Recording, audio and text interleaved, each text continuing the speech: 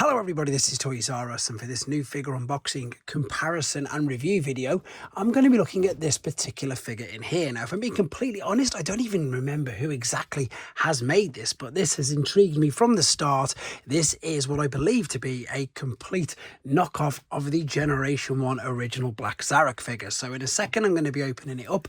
I'm going to be doing some relevant comparisons for obvious reasons. I'm not going to be transforming the original, but I will show you all of the modes on there if it is exactly what I am led to believe that it is. So I'm going to very quickly now just move the original away, and then we're going to have a look at the box and its contents. So here we go then. As I start to open up this package, I'd quickly like to remind anybody who's not subscribed to the channel, if I'd hit that subscribe button for me now, please, because it really will help me out.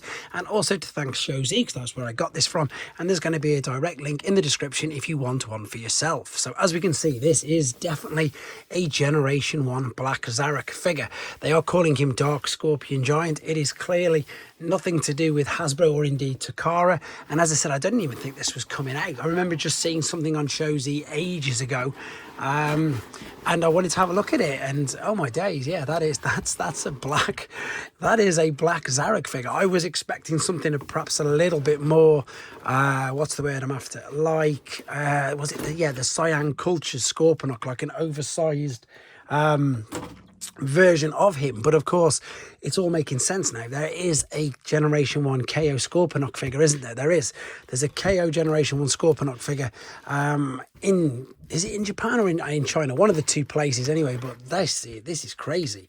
I think the gold is slightly different color. I mean, obviously I've got no issues with touching any of the gold on here. Let me just see what else is stored away. We've got his gun. We've got Black Rorichi, and we've got a load of accessories. We've got a sticker sheet.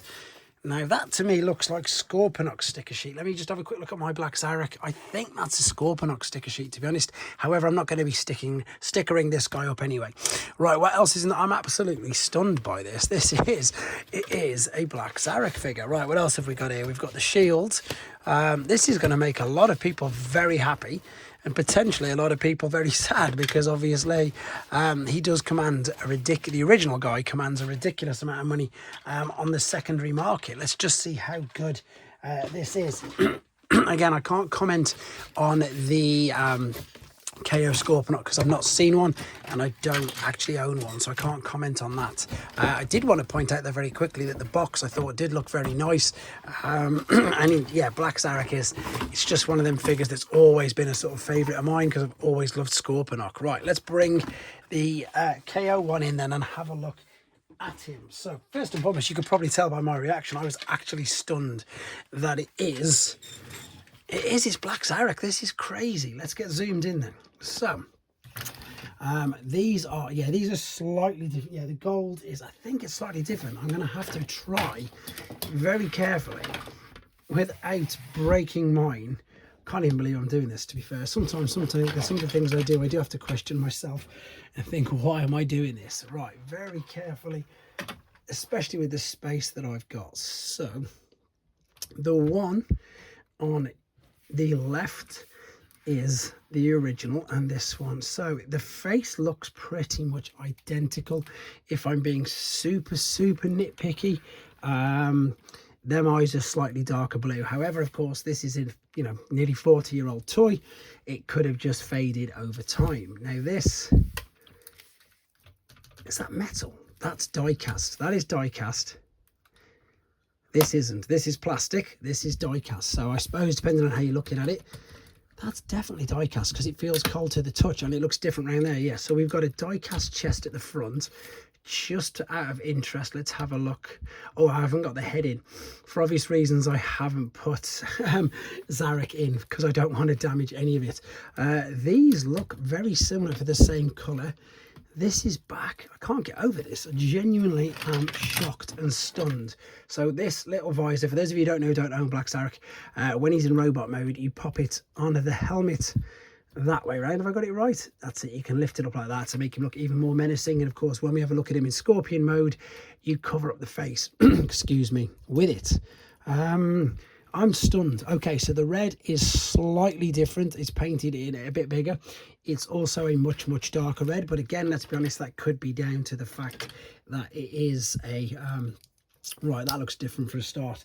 The Trident does that it's just newer. So okay, so the original Trident doesn't have the hole in it, and it's a much darker red. You can really see that now with the Tridents in hand, but it's not a bad copy. I don't know why the KO's got a hole in it. Maybe it's one of the things that means that they can get away with what they're doing. I've got no idea how companies get away with this, guys. I genuinely don't. Right, let's very carefully turn this one to the side.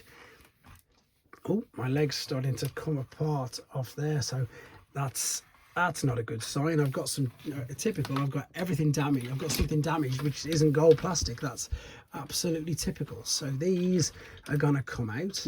Let me bring this out. Let me fold this up. It's got that same ratchety clicky sound that the original one had. I'm going to bring that in a second. I can't see any differences. I haven't put my red ramps on the back of mine because I didn't want to go anywhere near the feet, so that's interestingly enough.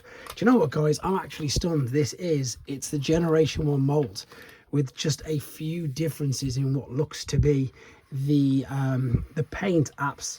And as I said, I haven't put the stickers on, but I will just quickly double check. Some of them look to be correct. Some of them them especially look to be more Scorpionox, but I could be wrong. I haven't obviously got the sticker sheet for mine. I'm genuinely stunned by this. What I'm going to do is I'm going to move him out of the way, and I'm going to, I suppose, get all the parts for this and start to load him all up. Right, so I changed my mind quickly. I thought, well, I've got him in my hands. I might as well get him into Scorpion mode. And as I said in the first part of the video, apologies for obvious reasons. I'm not going to be transforming my original Black Zarak at all during this video. So again, I am, just to reiterate once again, this is pretty much identical apart from that to the G1 figure. So these they look like they're coming out a little bit easier than they should do. That's me being really nitpicky though. It folds over, it holds in place, but it should, and you would expect it to sort of hold in place a little bit longer. But I imagine most people who are going to be getting these, they're just going to be getting them to display rather than, you know, to play around with. So once again, as I mentioned, we can take this bit, we can cover up the eyes there to give it more of a scorpion head. What I'm going to do very quickly though, while I'm here very carefully, is have a look at Rorichi. So KO is this one. Do you know what? This feels much lighter. It looks exactly the same. Not only does it look a lighter gold, but it also feels lighter in hand. I can't tell you or explain why, to be honest. Not got a clue. It's the same mold. This is bewildering. It's crazy. Right, let's have a quick look at what have I done with his head. Where's his? Oh, of course, his head is in position because it's got to be, because it was giving us a reading. It's crazy to be able to pick these up and not manhandle them, but just be able to maneuver them around with no fear of anything. It's a completely surreal feeling. Okay, so slightly different there. There's just a bit more blue paint on the original, which is this. This one doesn't have as much. Again, it looks to be, I'm not going to touch that. I'm too scared to. It looks to be exactly, is this going to move over? Okay, so it looks like it's a hinge. Look, I don't want to say it's something when it's not. I think that's fused in, guys. I think, yeah, I think maybe that's one of the big differences. It does look like it moves, though. I'm sure that's a hinge inside there, or if it does, my particular copy, I don't want to damage it either. My particular copy, by the looks of it, is not. Oh, it is. There you go. It does move. You can cover the face as well for robot mode. So yeah, it's exactly the same. Exactly the same as your G1. We can fold that back for the eyes. I'm going to keep it up though, to be fair. So yeah, you could pop him in there. You could pop him in there. You could be driving it along. Yeah, and look, the legs work as well, which is the same, of course, as the G1 toy. Exactly what the same did. And the same for, of course, the Scorponok mold. Everything which I can see is exactly the same, with the gold being a slightly lighter gold. I do need to very carefully just check these side bits, which I didn't really want to do, but I've gone and done it anyway, so I've took that off my original. So no, again, it's just, see, this, it's probably because it's newer. It just is, it's more sheeny. I can't argue with that. It's more sheeny, more shiny. It's not gold on the inside. That's interesting. I suppose all the money's gone into the outside part of it. But otherwise, yeah, I am looking at what I've got to say, honestly. I'm impressed with how close to the original they've got it. Ironically enough, there's a big hole in the back there, and that's where most of the Generation 1 ones are already cracked.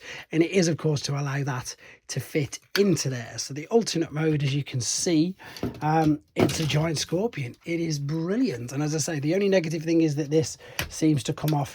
This one holds in place and really does hold in place. This one doesn't. That just could be that it's my copy. I don't really know. Everything else is moving around exactly as it should do. These can come further around the front if you wanted them to. They are on ratchets, which, as you can see, are moving exactly the same as what the Generation 1 figure does. That also happens on the Generation 1 figure. So this is just going to slot back into place. And again, I'll cover the face up with that there. So yeah, at the moment, let's open up this. Yep, that opens and closes. It stunned, absolutely stunned, guys. Pleased for people as well, actually, who really want a Black Zarak figure. And, you know, if there's one that's going to be now, I would think, definitely within their budget. Right, that's all there is to say about this particular mode. I'm going to attempt to fit him in base mode. Let's see if I can. So I'm back and I have managed to get him into base mode. I haven't got the full thing. Again, I haven't got that ramp folded out due to lack of space. But yeah, this is, as I say, this is his base mode. The good thing about this, guys, is if you are unfamiliar with this particular figure, but of course you may know who Scorponok is, then pretty much it's exactly the same as Scorponok. The original G1 is exactly the same. Now I haven't took them off and attached them to there. That's the only thing that I'm missing. All of the parts here again look to be exactly the same. These are going to fit, are they? Yep, they're going to fit into there. This can be used as a lift as well. Again, you can mix and match these around as much as you want, to be honest. These will fit into there. They are all exactly the same, and as I've already said, and I'm going to stop saying it, it's just really surreal for me to be able to just pick things up like this and just pop them into position without any fear of breaking or damaging things. Even though I've been very, very lucky with mine. I'm very, very lucky with my Black Zarak, as you've probably seen. Where's that going to go? Oh, these can go in here. These can go anywhere. This is why I loved Scorponok as a kid so much, because it's just endless and endless fun. What I mean by that is there's so many things that you can do with it. They all go there, no problem whatsoever. I've got no issues taking this guy now, folding him in half. Basically, his arms have just fell off, which doesn't bother me. And then, of course, you can use, let's see if this works, bit of a good old-fashioned, let's use the ramp. Yep, there you go, that works. So see this lever here lifts up the ramp there, that shoots him down. And there he goes, and he falls off and he stays all in one piece. Zarak could, of course, stand on there, whatever. You can maneuver this around. To be honest, I've probably put that wrong, let's be honest. I'm just more in some shock of what I've got in my hands. There's nothing more to say in the base mode. It is identical. You can attach all the parts to it and more. Let's get him back to robot for the final time with all of his weapons on, and hopefully then you'll see why I think Black Zarak is as good as he is.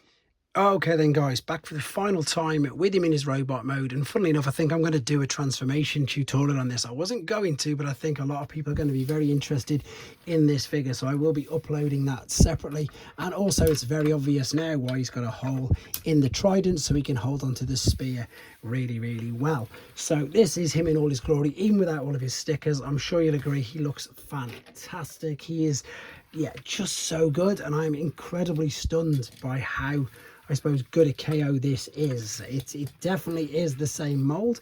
It definitely does all exactly the same thing. It definitely doesn't break. That, I suppose, is really important. It's got a die cast chest, which is new compared to the others.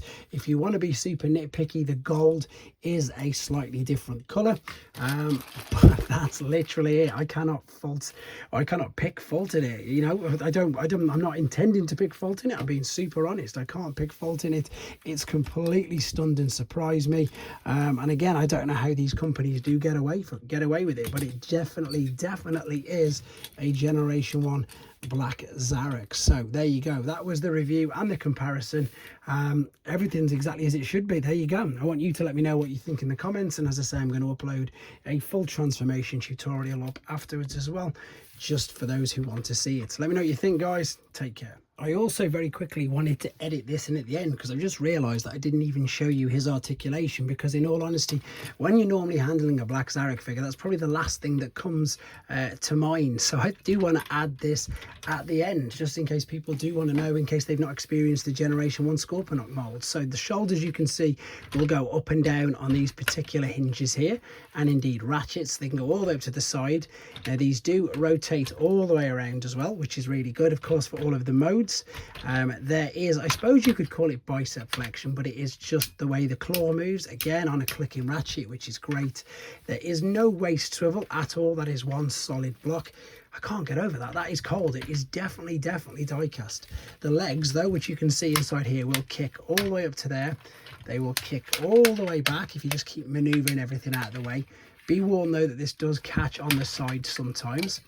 Oops, there goes the shield. And you can go out that way, but you can make it go further out by adjusting inside here. You have to turn it in and then rotate it around that way. So you can get some crazy range of motion with this, to be honest. There is a knee bend, but it's in fact it's not a knee bend at all. It's the opposite. It's a hyperextension which goes that way, but that's for transformation. So there isn't a knee bend at all. There is sort of a toe tap, but again that is for transformation, hiding it. So it's mainly, as you can see, in the top of the thighs and indeed the arms, and the head will slightly look up and down as well. But that's pretty much it. And again, apologies for not putting this in the beginning at first. I just genuinely forgot that I could do it with a particular figure. So that's his articulation. That's the end of the video. Again, thank you for watching, guys.